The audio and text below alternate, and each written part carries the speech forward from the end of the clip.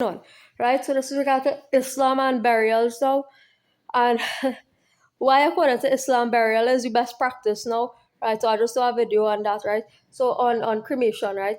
But like now there are a lot of things, right? Concerning these things, right? Ashes to ashes, dust to dust, right? We are literally dirt, right? Our bodies are literally dirt. I think we rub it like if I rub my skin right now, like and I sweat a little bit, I rub my skin, you'll see muck, right? Muck come out, right? Which is dirt, right? Dust, dirt. Like we are literally, our bodies are literally dirt, literally, right?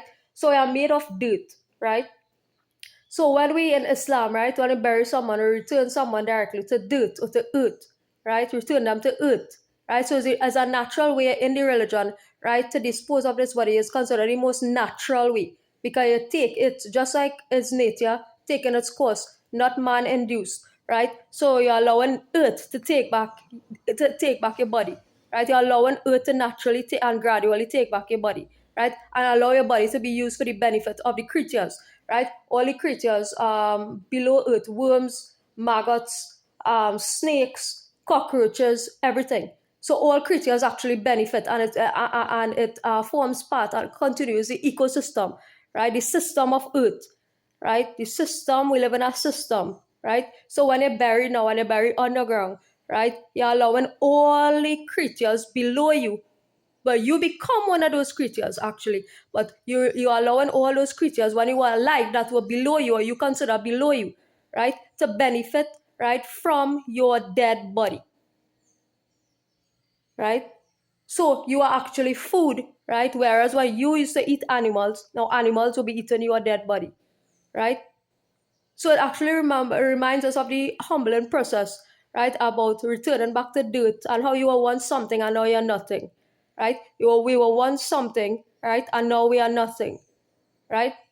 So it's a process of gradually returning back to the earth in a continual natural life cycle, right?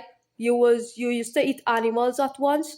Now animals are enjoying your body. You used to eat animals while you're alive. Now animals are eating and enjoying your body, right? So it reminds us of the natural life cycle now and carries us through that cycle, through that life cycle, right? Secondly, right? Well, I mentioned ghee with regard to cremation and that cancer or pollution and all that. Now, ghee is something that's derived from cows, right? When ghee is produced in such a mass amount, right? Remember, people are dying every day, right? Ghee is produced in such a large amount, right? That's also a form of causing harm unto animals, right? So the same cow, right? Say, for example, in Hinduism, same cow, right, that you worship, right, that you tend to worship and revere and so on, right? Those cows are also being harmed, right? And vegans and so on will tell you this because they're more in tune with with people who talk uh, and share information based on veganism, right? And I'm not really into full scale that line of thought in terms of my sharing of information, but I'm more share information on vegetarianism because the world far from the veganism that end, right? But those into veganism will tell you more about this too, about how much harm that the cow is being caused, right, by the production of ghee, of that mass amount of ghee, because ghee is a business as well, right? It's an animal byproduct and is a business, right? So it's being businesses being profiting off the dead, right? While once you're buying these things because that is a business, right? And then when you buy that amount of ghee, because if everybody dying, right, and you're buying that amount of ghee for everybody, the amount of body weight, everybody, think about the cows now and how much harm that cow have to go through in order to be producing, and whatever chemicals injected into the cow, right, to be producing just for your death, right, just to add to your death, right.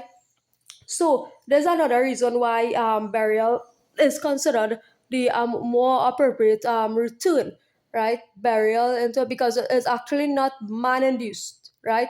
So you now actually take it upon yourself to say you light up a fire, right, and burn someone's dead body, right?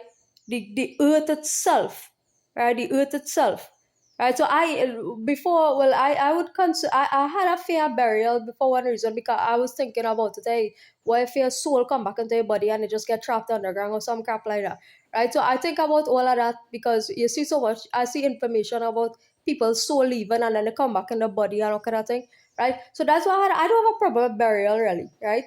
But that was my only fear with regard to burial, right? So I saw some video with China or Japan, one of those Chinese countries, right?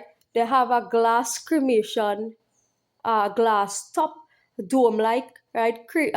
Above the earth, dome like burial style, right? So if I get buried, I want to be buried like that. So if it is my soul happen to come back in my body and I could actually knock on the glass and say, hey, like somebody could help me come out of here, right? So I wouldn't really like to be, well, I could be underground, but the glass dome, transparent glass dome, right? So I could just get up and knock and say, hey, right? So I uh is a burial is not a problem for me, right? Is that culture again, right? So sometimes we have to recondition or rewire our mind, right? Because we born and grew up in certain religions, right, and certain cultures, right? Certain religions, certain cultures, right? And religion and culture tends to have a hold on us from the time that we born to the day that we die, right? Religion and culture tends to have a hold upon you and I from the day that we are born until the day that we die for most of us, right? Very few of us on earth, right? There are very, very few people on earth, right, who actually would look at things from an all wrong perspective and say, hey, you know what, this is relevant, this is not relevant, this is relevant, this is a good idea, this is a better idea. This is that area where religion and culture is concerned. Right? Few people on the earth just do that, right? Um, so that process of burial, right, is the Quran refers to earth as a container, right? So a container for the dead, basically, right? That's what essentially earth is, right? In some ways of life, people don't even have funerals, right? Or see the need for burial or burning or anything of the sort. So all these things is actually cultural, right? Is all cultural, right? Like so some people would celebrate death, some people mourn death, right? It's all cultural how you deal with these things, right? All, right? Everything about death is cultural, right? It's a sociological phenomena and it's cultural, right? How you treat with death, right? So that Chinese, I love that Chinese idea.